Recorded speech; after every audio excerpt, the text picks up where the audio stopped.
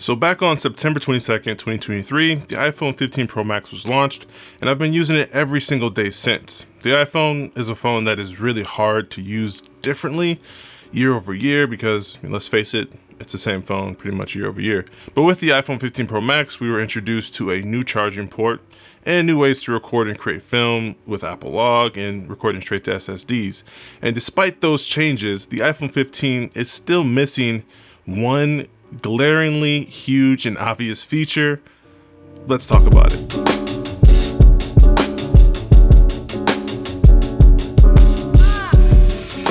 Now, this wouldn't be a true long-term review if I didn't give you guys an update on how the phone is held up physically, battery-wise, performance, and everything. First up, how does this brand new titanium phone look after daily use for 126 days? And the answer is pretty much perfect. I've actually never dropped it, and I also have a case on it about 99% of the time. It's only when I'm at home and surrounded by carpet that I feel a little bit reckless and I want to go commando, and I go back and forth between two different cases for the most part.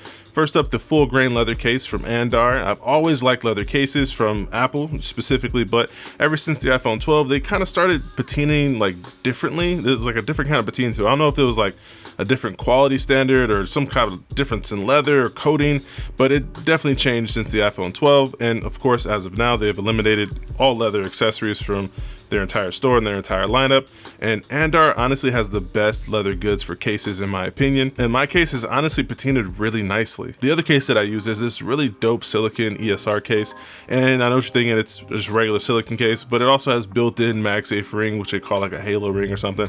But it's honestly like has the strongest magnets that I've ever had in any MagSafe case versus the first party Apple cases and any other cases that I've ever owned. This has really, really strong magnets. Now that may be a good or bad thing, but I enjoy it when I'm putting it on my nightstand at night and I don't have to fish or hunt for the puck. It finds it perfectly every single time. And also has this really cool little kickstand that blends in nicely around the camera frame. And yeah, I use it a lot when we go out to dinner. I want my daughter to watch, Peppa Pig or whatever. I just pop out the kickstand. It's really convenient, really nice. And I know these phones are supposed to have like, the toughest glass in the world and titanium, super strong, but hey, glass is glass, and when you drop it, it cracks. And regardless if this is titanium, vibranium, whatever, if you drop it, it's probably gonna get dented. And I've seen enough drop tests on this model specifically to know better. And if you wanna check out any of these accessories, of course, leave all the links down below in the description.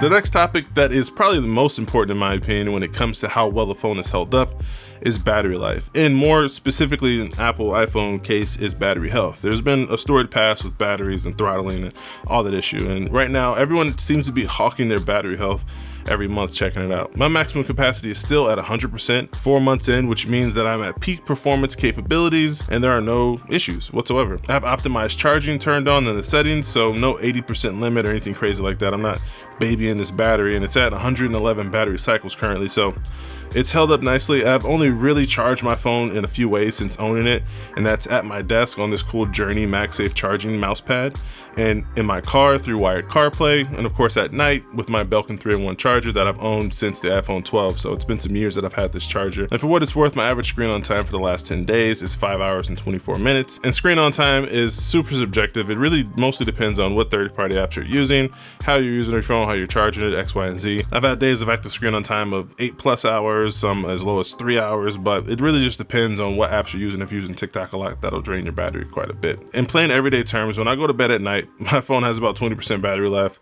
and that's a perfect experience in my opinion. Now let's talk about performance. And I really honestly don't care too much about processors and performance as long as my phone does what I want it to do when I want it to do it without any issue. It's fine by me. And the sign of a powerful flagship device is the fact that you don't notice it at work. And this is honestly nothing new for any flagship on the market, not just Apple, Android, Samsung, everyone out there has powerful phones. And that's honestly been the case for iPhones for several years now. I mean, it's powerful, it's fast, it works fine for everything that I throw at it. And granted, you can't really throw much at it because you're limited by the software. Maybe one day if they give us, split screen multitasking and the ability to have multiple floating windows running simultaneously and all this crazy stuff, we'll be able to see if this whatever chip is really powerful. But until then, it works fine enough for me. Now, when it comes to cameras on the iPhone, I've kind of exhausted this topic and made a few videos about the video performance specifically. going as far as filming a music video, giving you all, some useful rigs for content creation. I'll link all those videos, of course, somewhere on the screen or down below in the description. But as far as stills are concerned, it's a similar experience to the past couple iPhones, the 14 and 13, and that's honestly a good thing in my opinion. Photos are clean, consistent, in different shooting scenarios and lighting conditions. Here are a few examples of photos that I've taken on the iPhone 15 Pro Max. Let me know what you think down below about the color reproduction, the sharpness, the shadow detail, everything else in between. The HDR, to my eye, it's solid and more than enough, and it's super passable for family photos and lifestyle photography. The one new feature that they gave us the iPhone 15 Pro Max is the action button. And maybe I'm just not that action packed, maybe I'm super boring, but to be honest, my action button is programmed to be my mute switch. And I know I tried to use it as a camera shutter button. I tried to use it as like a flashlight, and I haven't tried to use it as like, all those shortcuts you can program to it, because that's just not my cup of tea. And to be honest, I'm not gonna blame myself for not using the action button. I'm gonna blame Apple in this scenario because it's a huge miss on their part, in my opinion. They really should have given us like a double press, triple press, because honestly, it's very useful for my phone to have a mute switch, which is why the iPhone has had a mute switch since the first iPhone. So to not have a mute switch is kind of crazy in my opinion. They should have just given us double press or triple press. Double press for your camera, triple press for your flashlight, something. Long press, hold, quick press. They should have given us more, and maybe they will later on down the line with software updates. Who knows what they'll do, but I think it's super possible, and it should be an easy thing to do. For the foreseeable future, my action button will be programmed to be my mute switch until they change it. All right, so when it comes down to like the normal everyday stuff, of course my phone has widgets, it has apps. I text with it, make phone calls, edit photos occasionally through Lightroom. I capture photos and videos of my family, and I charge it through USB-C. And most importantly, it just works, right? But is that enough in 2024? Of course, this phone came out in 2023, but we're gonna be using it for half of 2024. And is that enough? I'm a perennial iPhone user.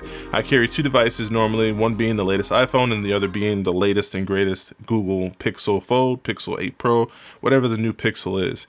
And this year, more so than others, the iPhone is starting to feel extremely dated. And no, I'm not talking about the design or the hardware. Of course, all of that is cutting edge. Apple is still setting design trends like they do every single year.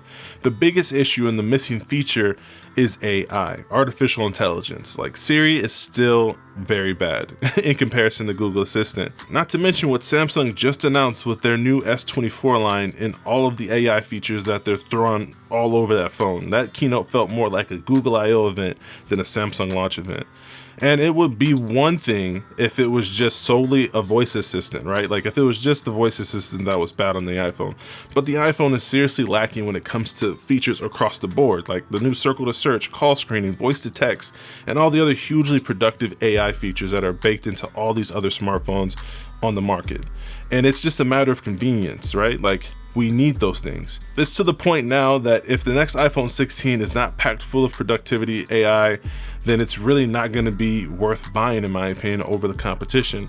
With that being said, some of the latest rumors do point to the fact that Apple will be injecting artificial intelligence into their new and next iPhone 16 to compete with the likes of Samsung and Google. But right now, the iPhone 15 Pro is largely just another iPhone. And despite the fact that I have the ability to use it, as a filmmaking tool finally, when it comes down to just using this iPhone as a phone, there's not much about it that's different from iPhone 14 Pro Max, 13 Pro Max, so on and so on. I feel like phones have evolved to the point where it's beyond just hardware. All these phones are really good. So the features that we're really looking forward to and really need are software features, the things that make smartphones smart. Without those features, we're still going to be using our phones the same way we've always used them, to browse social media, to text, to take family photos, to normal smartphone stuff, right? The consumer today is much more savvy, and in order to wow us or make it feel worth upgrading, we need features like live language translation over the phone. We need circle to search, we need call screening, photo editing AI. But now the iPhone is just really a good, boring phone. And I don't want that to sound like a bad thing, really. I mean, it is kind of a bad thing, but the iPhone has been refined over the years and it's perfected to be this version of this phone. We just need a new version. It does everything that we needed to do very well without hiccup. It just works. But right now, we're on the cusp of innovation, of new innovation with AI and what it's brought to the industry over the past couple years. And Apple desperately needs to catch up, or they'll be left behind. But let me know if I'm crazy, guys. Am I asking too much from the iPhone, from Apple to do more? How's your experience been with the iPhone 15 Pro, Pro Max, or regular 15 over the past 4 months.